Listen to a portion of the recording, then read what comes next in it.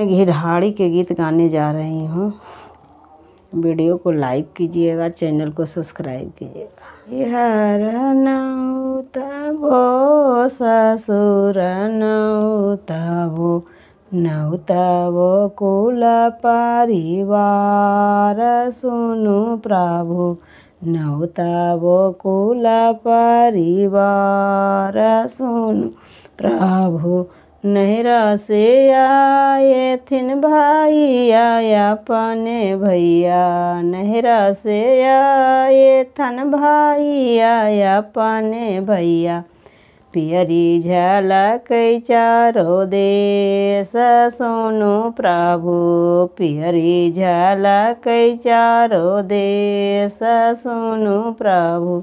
ससुरा से आए तन देउरे अपना देउरे, ससुरा से आए तन देउरे अपना देउरे। भजन बज है चारो देश सुनु प्रभु, भजन बज है चारो देश सुनु प्रभु। नौआ उरी करे ब्राह्मण झौरी करे, नौआ उरी करे ब्राह्मण झौरी करे। औरी कर है परिवार सुनु प्रभु, औरी कर है परिवार सुनु प्रभु।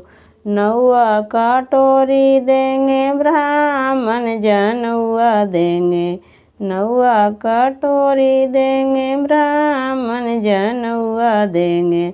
पियरी पहनबै परिवार सुनु प्रभु, पियरी पहनबो परिवार सुनु प्रभु।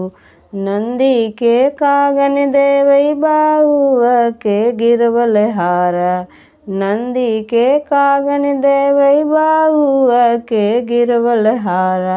नंदोसिया के देवै चढ़ने के घोड़ा कि सुनु प्रभु, नंदोसिया के देवै चढ़ने के घोड़ा कि सुनु प्रभु।